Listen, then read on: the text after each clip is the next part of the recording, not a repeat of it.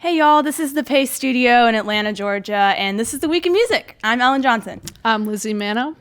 And so we're bringing our column that we do every week already on the website, The Week in Music, to you in a video form, where we're going to talk about all of our favorite albums and songs of the week. So Lizzie, you want to start out with yours? Yeah, so my pick is Sandy Alex G's House of Sugar. It's his third record for Domino Records.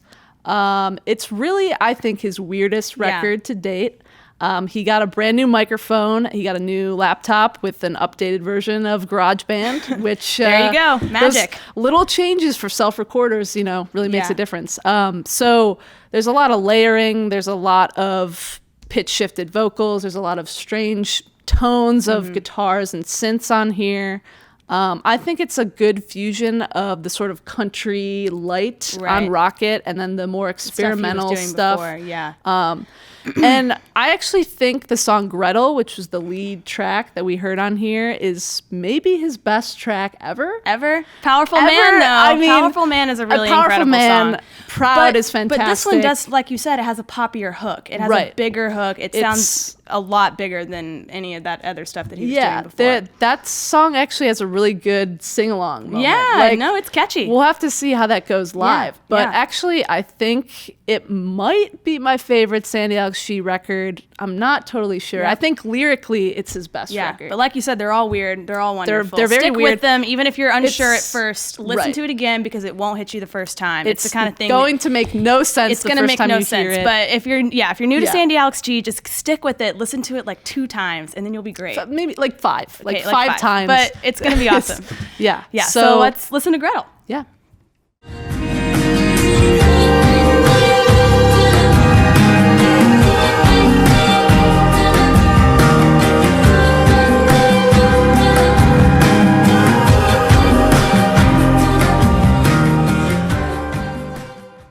Cool. Awesome. Okay. So your pick is the Highwomen? Yeah, so I'm really excited to talk about the Highwomen pretty much anytime. I talk about them like every day here in the office. I'm obsessed. But yeah, this album just feels like something really special to me, and I feel like it's something we all knew was going to be special, because when you take, let's see, Amanda Shires, who already is an incredible solo Americana artist, Maren Morris, who writes these insane country pop songs, Brandi Carlile, obviously incredible, and Natalie Hemby, who is a newcomer, right? Well, she's not necessarily a newcomer. She's been guesting on bigger names albums for years now. She's written songs on Miranda Lambert albums. She's actually a co-writer on Butterflies, the song on Golden Hour. Oh, no way. She's a co-writer on Butterflies. Cool. So she has the songwriting chops, and she actually appears in some of this, some of the best songs on this album. But so they came together, and they've been teasing this for years now, and it almost seemed like it was too good to be true. But the album came out last week.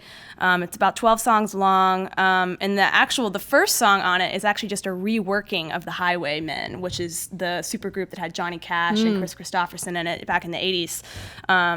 And they just changed the lyrics around, and they make all of the leaders in the stories women and all of the protagonists female. Nice. And that's just the opening number on the album. But the whole album's great. You guys should listen to it. You think country album of the year? For me, it's definitely the country album of the year. I mean, if last year's country album of the year was Golden Hour, I mean, this is it. I mean, I think that women are ruling the songwriting game in Nashville right now. I don't have anything against the guys on the charts. I don't. I like some of that stuff. Yeah. But I think that this album, when it comes to songwriting, and just like the movement behind it, just like the whole thing. The Newport Folks performance was very powerful. Yeah, it was very powerful. And there's also a video that went around on the internet that you guys might have seen of them singing with Dolly Parton. Yes. So good. Yeah. But we love the Highwomen. That's a great album. We're going to listen to a song called Redesigning Women.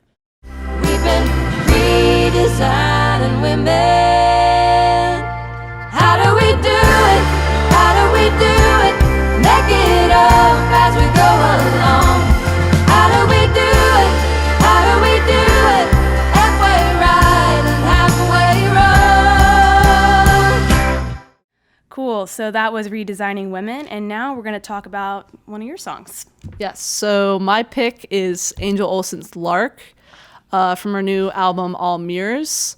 I think this is actually better than the first track that came out. I think it's just this very emotionally tense song. It's kind of almost like a fight between the strings and her voice are kind of like which can be more sadder. Yes. The strings make me want to jump off of something. They come up to this big kind of like moment in the middle of the song. Yeah, and it's so beautiful. It's got like these kind of girl group drums on it. Like it's got this kind of Phil Spector wall of sound, and it kind of is very down tempo, and then all of a sudden it gets a little creepy in the middle, and it sort of turns. So the song kind of starts off as this sort of reminiscing about a past relationship, and she's kind of wanting to make sure that this partner doesn't forget, and it feels kind of nice. And then when the strings get creepy, it's kind of like,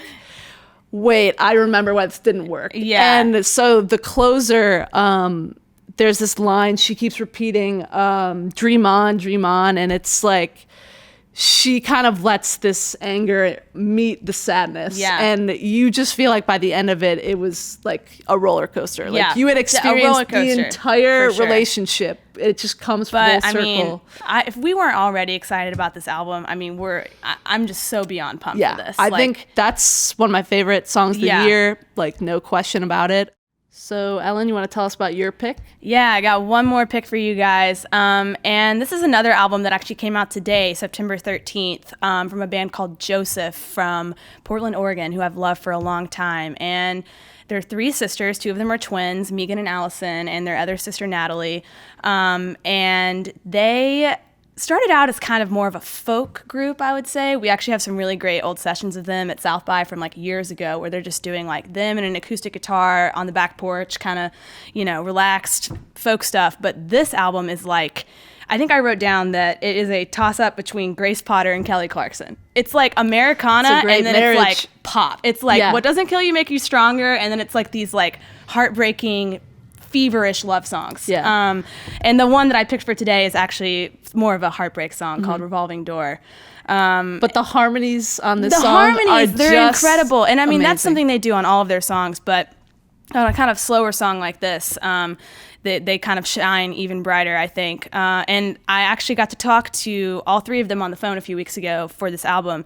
And Natalie told me that this is the only song they've ever written that doesn't have a happy ending, which is kind of sad. Or it doesn't have a happy ending, or it doesn't have even a glimmer of hope in it at all, which is sad, but it's a beautiful song. So that is why we picked it for today. So, okay, we're going to take a listen to it and do that now. I forgave you for your mistakes. Somehow I'm the one who pays. Don't you know it's such a letdown?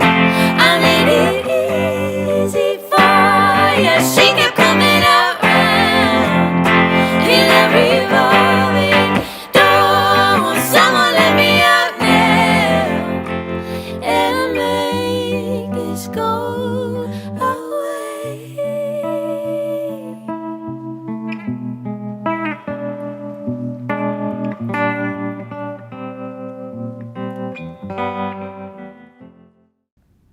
Okay, so that was Revolving Door. So that does it for our first episode of the Week in Music. So we're here in our new studio in Atlanta. You've seen it now. We're going to have some bands play here. We'll be here next week to talk about more new music. Every week. And we'll catch you guys next week. Thanks for watching.